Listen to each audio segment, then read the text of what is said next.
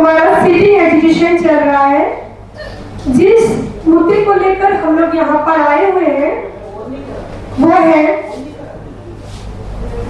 Waste Bengal school service commission, West Bengal government के under ये दफ्तर की इंस्टीट्यूशनल फ्रॉड की वजह से हम लोग जो लगभग 26,000 टीचर्स है और नॉन टीचिंग स्टाफ से सुप्रीम कोर्ट की जजमेंट की वजह से हम लोगों को अपनी नौकरी से हाथ धोना पड़ा।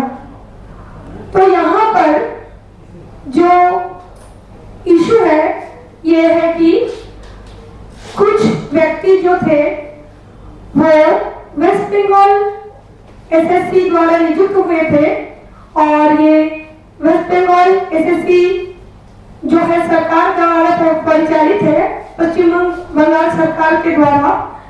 तो ये पश्चिम बंगाल सरकार की करप्शन की वजह से मतलब उन्होंने पैसे की विनिमय में कुछ व्यक्ति को नौकरी बेचने की दुर्नीति की है और यही कारण है कि इस विषय को लेकर पहले कोलकाता हाई कोर्ट में एक केस हुआ था।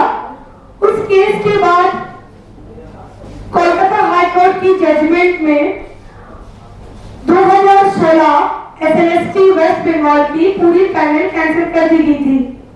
फिर वो केस उस केस को लेकर वेस्ट बंगाल गवर्नमेंट और जो टीचर्स है वो फिर सुप्रीम कोर्ट में आके अपील की कि ये जजमेंट को सुप्रीम कोर्ट अपनी तरीके से विचार करे। लेकिन अनटेंटेड टीचर्स जो है वो जो टेंटेड टीचर्स हैं उनकी वजह से और एसएससी की दुर्नीति की वजह से पनिशमेंट उनको मिला है कि उनकी नौकरी उनसे छीन ली गई, मतलब उनको टर्मिनेशन की पनिशमेंट मिली। गवर्नमेंट भी एक रिव्यू पिटीशन दर्ज किया, लेकिन उनका स्टैंड क्या होना चाहिए? उनका स्टैंड होना चाहिए जो अनटेंटेड टीचर्स है, जो अनटेंटेड नॉन टीचिंग स्टाफ है, सब उसके लिए। लेकिन वो उसका गवर्नमेंट का जो नेताओं है वो 8% और 14% जो टीचर्स इलीगल तौर से रिक्रूटमेंट हुआ है वो तो रुपए के बल में हुआ है ना, वो तो रिश्वत देकर हुआ है ना, तो उनके खिलाफ होना चाहिए।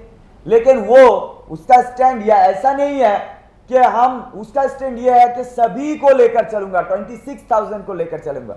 हमारा मांगे ये है आप सिर्फ अनटेंटेड टीचर्स और नॉन टीचिंग स्टाफ को लेकर चलिए, जो टेंटेड कैंडिडेट है उनको छोड़ दीजिए।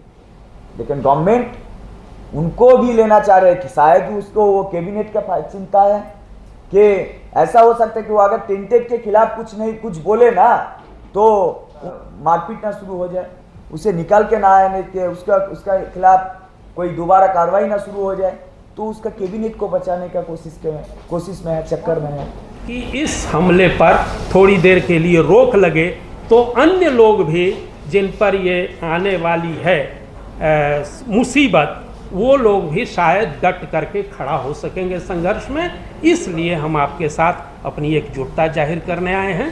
शुक्रिया। डेमोक्रेटिक टीचर्स इनिशिएटिव DTI की ओर से वेस्ट बंगाल में पिछले कुछ अरसे से जिस तरीके से हमारे टीचर्स और नॉन टीचिंग स्टाफ के साथी संघर्ष कर रहे हैं, उनकी इस लड़ाई को मैं सलाम पेश करती हूँ और उनकी इस लड़ाई में आगे तक एक निर्णायक लड़ाई के इस मुकम्मल होने तक उनका साथ निभाने का हम संकल्प करते हैं DTI की ओर से।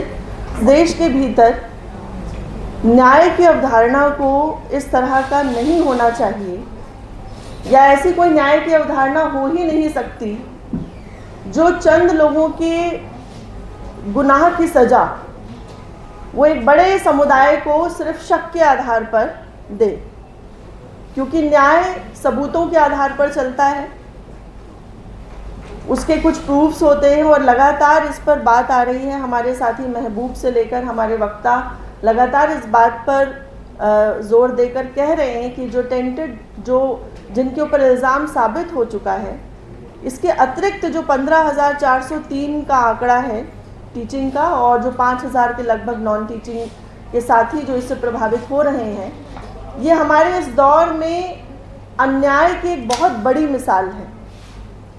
और दुख की बात है कि ये न्याय व्यवस्था से इस तरह के फैसले हमें सुनने को मिल रहे हैं।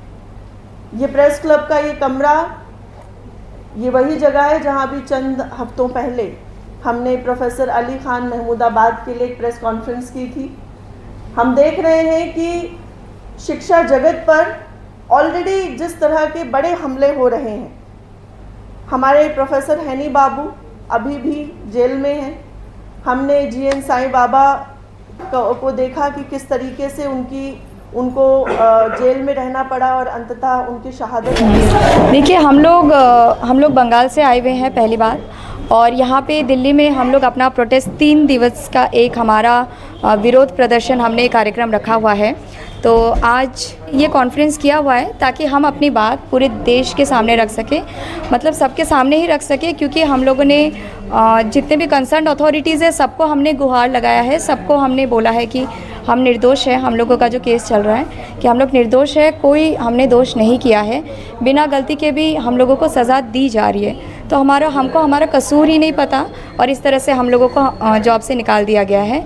तो हमको कसूर बता दीजिए, उसके बाद आप हमको सज़ा दीजिए, हमको मंजूर होगा। लेकिन इस तरह से बिना दोष के हम जो सज़ा भुगत रहे, ये हमको मंजूर नहीं है। तो हम अपना विरोध प्रदर्शन के लिए यहाँ पे आए हुए हैं दिल्ली में। सेंट्रल गवर्नमेंट से? हाँ, उम्मीदें बहुत ज़्यादा है, चूँकि हमने स्टेट गवर्नमेंट से इतनी गुहार लगाई है, हमने इतने आंदोलन किए हैं, इतनी रैलियाँ की हैं पिछले 1-1.5 साल से, और हम लोगों ने यहाँ तक कि हम लोगों ने अनशन भी किया है। अच्छा। लेकिन फिर भी हम जो चाहते थे कि हमारे मुख्यमंत्री जी वो हमसे आके मिले, वो हमसे नहीं, एक बार भी आके नहीं मिली।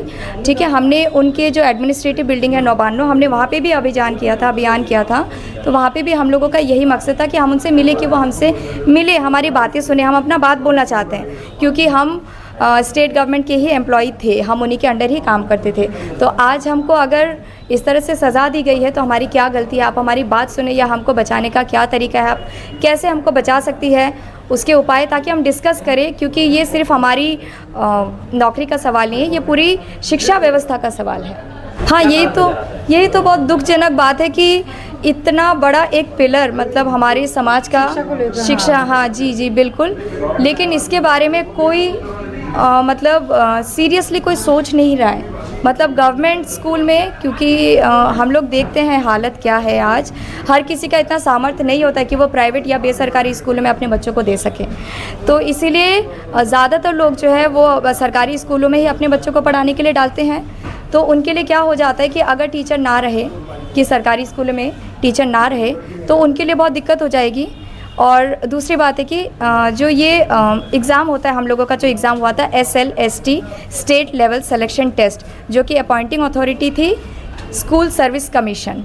ठीक है, तो ये हम लोगों का लास्ट हुआ था 2016 में, हम लोग 2016 पैनल है, उसके बाद कोई रिक्रूटमेंट, कोई एग्ज़ाम नहीं हुआ। आज 2025 चल रहा है अभी, जो हर साल होने का बात होता है, तो वो अभी पिछला लास्ट हुआ था 2016 में ही, उसके बाद हमको कोई रिक्रूटमेंट नहीं मिला।